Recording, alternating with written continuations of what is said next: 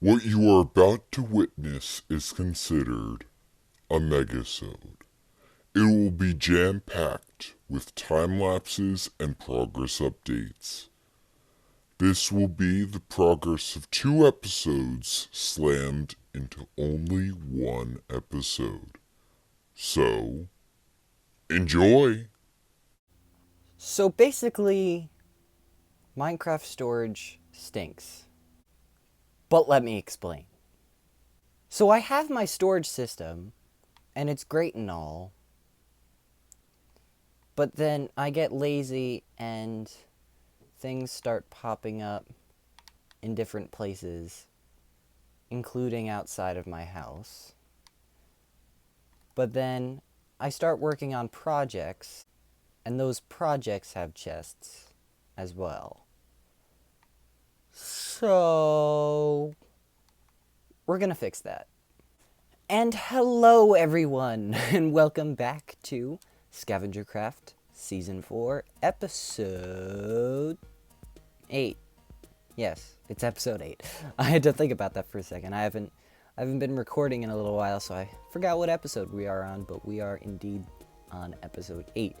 As you could see, I don't know if you remember, but right here, there was a door, right there. And that went into our old villager setup. We still are having the issues with the villagers disappearing down there.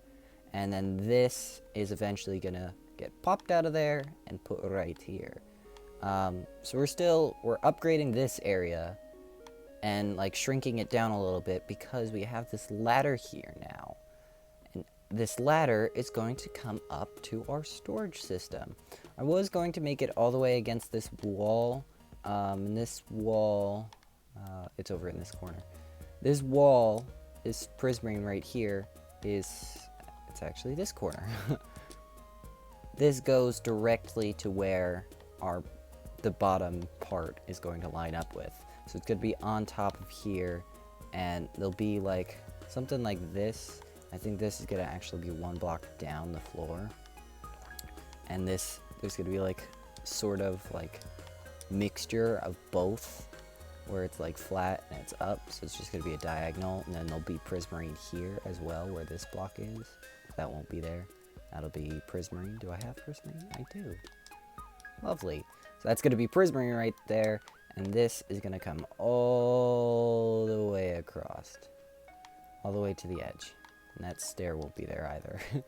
But yeah, so we have the center pillar, and then we have 2 pillars on the side that go around this center point. This is the center point of the entire base. And there's going to be double chests here. So we have double chests here, and then we're going to have barrels here.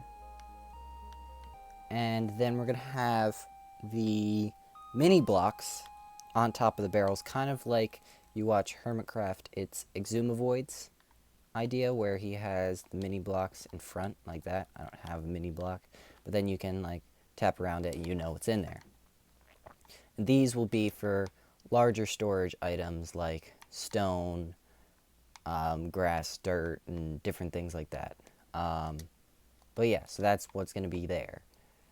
And we'll probably have a prismarine wall, or actually it's probably going to end up being the warped wart behind the chests, because you have the gap behind it, so you'll see the warped wart, and this will be flush with the bottom so that they're not floating. But that is the plan, so let's get into that, and we'll be right back.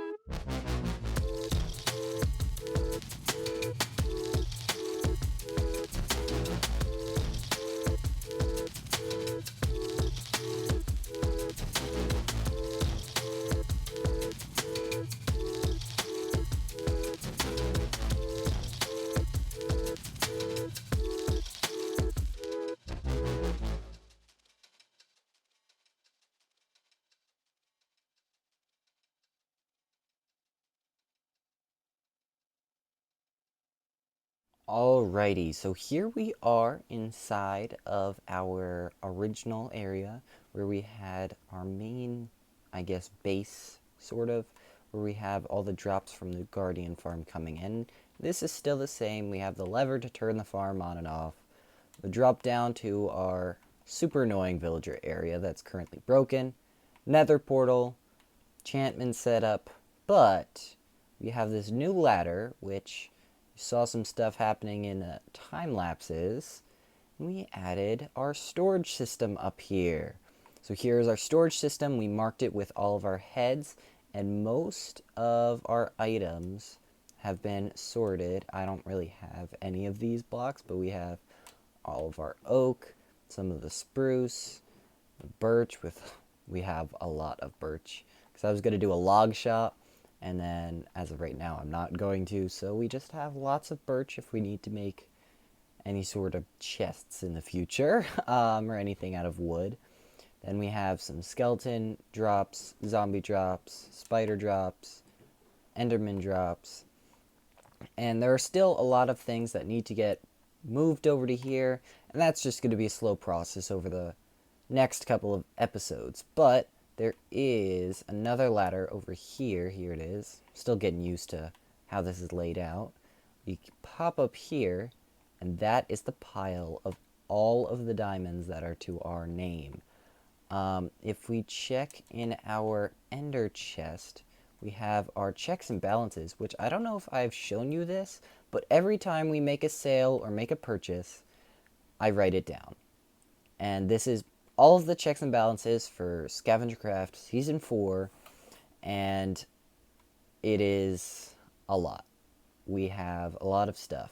And I separated the number of how much we got from mining versus how much we got from just profits. We have 136 from mining and 236, or no, 136 from profits from the store and 236 from mining.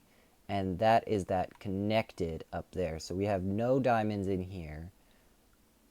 Yeah, actually I think we might have some regular diamonds in here. Yeah, we have 8 regular diamonds. Those are what we're going to use for temporary for shopping, and if we need anything else we'll come up there and take from the pile. But for now that is what we have, and I'll put the book away in a minute. But we also, which side were we walking on? Here we had this side completed. Woo! One full side. We had like this corner here done and some of the bottom. But this is completely done. But then I started working on the other 3 sides, and I'm like, yeah, motivation. And then I realized I forgot the middle outjet. But that got me thinking. This is very like cyan-y, greeny, bluey kind of colors. So I was thinking, we introduced it up here. Why don't we introduce some of the, what is this, crimson, I believe? Let's just break this, figure it out. Yes, crimson. It's the crimson wood from the crimson forest, the reddish, purpley-ish stuff. There's some drops down there. So I'm thinking we could change these sea lanterns in here to shroom lights, break these and turn them into maybe red nether brick, and then just have a line coming all the way down the center, straight in line with this, and maybe like branch it off slightly. I don't know how that would look. I'll test this in a creative world. I'll make a creative download of this, and I'll test that, see how that looks. Just the red coming down the center, and then we would have to get rid of these outjets here. But I also kind of like the outjets, so I'm very indecisive about that. We'll check that out in the next episode. But there's one thing that I want to get done before we finish up this Megasode. So we got lots and lots of base progress done. And I want to head into the Nether and make a quick farm in there. We I have not made any nether farms yet this season, so we're going to make our first one now. So let's go check this out. So here we are in the Nether Hub, and we are currently working on clearing it out to make it nice and flyable, so we could take our firework rockets and, oh, if I'm able to fly, I'll be able to fly right over to the town hall. And then I could also use possibly a firework rocket. Once it's all cleared out, it'll be easier to come fly into one of my many portals. So back there is the industrial district. This up here is the gold and pork chop farm. This is the land base. That's the ocean base, as you can tell by the decorations around it. And this is my skeleton and zombie grinder, which I turn the zombies into drowns.